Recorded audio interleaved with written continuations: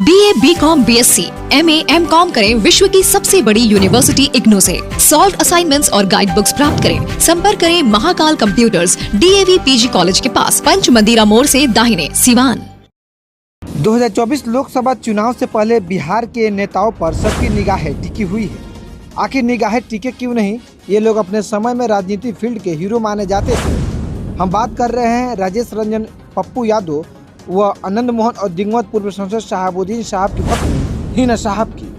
क्योंकि पिछले कुछ सालों से देखा जाए तो लालू प्रसाद या उनके बेटे तेजस्वी व नीतीश कुमार इन तीन नेताओं से दूरी बनाकर रखे हुए हैं।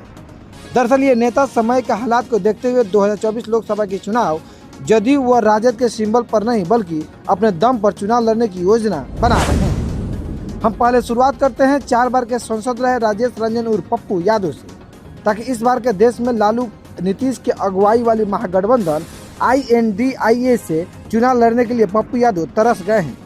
बीते कई मौकों पर महागठबंधन या इंडिया गठबंधन में शामिल होने के लिए अपनी तड़प जाहिर भी की है। तमाम पप्पू यादव के कोशिश के बावजूद महागठबंधन की ओर से भाव नहीं मिल रहा है, तो पप्पू यादव ने सीमांचल के पूर्णिया जिला से लोकसभा के चुनाव लड़ने की जन अधिकार पार्टी के सिंबल पर घोषणा कर दी है।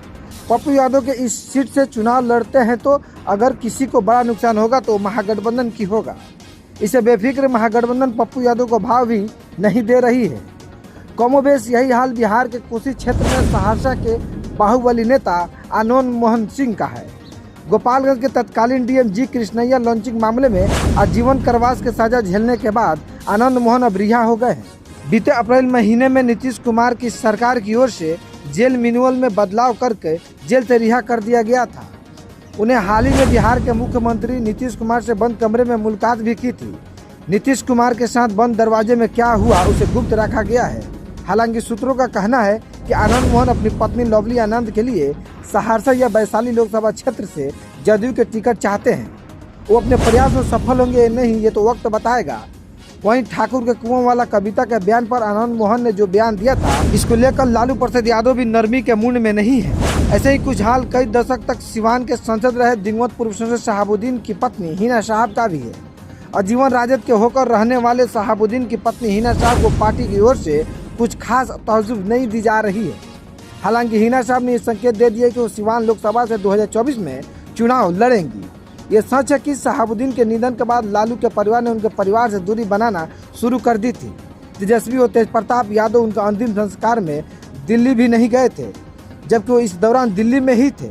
हालांकि तथ्य यह है कि भले ही पप्पू यादव, आनंद मोहन, हिना साहब इन तीनों नेताओं को मुख्य धारा के राजनीतिक दल स्वीकार न किया हो, फिर भी अपने पास उनके क्षेत्रों में बड़ा वोट बैंक माना जाता रहा है। भले ही अपने दम पर जीत दर्ज न करे, लेकिन जीते हुए उम्मीदवारों को वोट ये तीनों नेता काट सकते हैं। तो बन रही हमारे साथ बिहार की राजनीति पर हमारा खास करके नज़र बनी हुई है।